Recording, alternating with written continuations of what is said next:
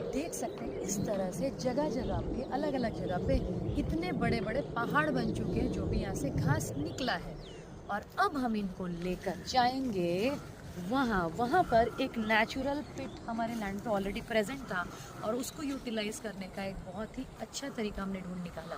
ये जो भी घास कलेक्ट हुआ है हमारे जो भैया हैं वो सारा ले जाकर वहाँ पे डंप कर रहे हैं एंड उसके बाद आइए दिखाते हैं क्या होगा। तो ये देखिए, ये इन्होंने ऐसे घास को उठा कर बंडल बनाया, उसको अपने सर पे रखा और फिर आगे ले जाकर पिट के बाहर डंप कर दे रहे हैं। और यहाँ आप देख सकते कितने सारे घास के बंडल्स जमा हैं और इतना सारा घास शायद ही हमें फिर कभी मिलेगा। तो ये जो लोकल घास का ढेर मैंने दिखाया वो इसी ज़मीन से निकला है, तो इसीलिए ये एक बहुत ही बहुमूल्य रिसोर्स है हमारे लिए।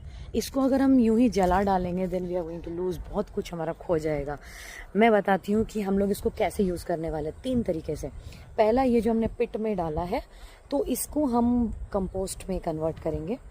और दूसरा तरीका इसको यूटिलाइज़ करने का, हम लोग एक 200 लीटर का ड्रम लेंगे, उसमें एक नेचुरल फर्टिलाइज़र बनाएंगे। ये वाला जो लोकल घास है ना, तो इसमें यहाँ के लोकल कीड़े मकोड़े जो प्रेजेंट होते हैं, जो लोकल बैक्टीरिया है इस लैंड का, उसमें रिच रहेगा। तो ये एक तरह से जैसे वैक्सीन हमारे बॉडी पे काम करता है, उसी तरह से ये एक लैंड पे काम करेगा। जस्ट लाइक कि वैक्सीन में हम क्या करते हैं, कोई भी बीमारी पैदा करने वाली जो वायरस या बैक्टीरिया होती है उसका एक बहुत ही वीक सा एक डोज शरीर में डालते हैं ताकि बॉडी उससे लड़ना सीख जाए।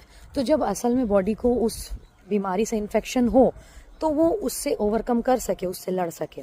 तो सेम चीज़ जब हम यहाँ के घास से कॉन्कॉक्शन बनाएंगे, एक नेचुरल फर्टिलाइज़र बनाएंगे, तो उसमें यहाँ लैंड में जो लोकल स्ट्रेन्स ऑफ बैक्टीरिया है वो उस लिक्विड में मौजूद रहेगा, है ना।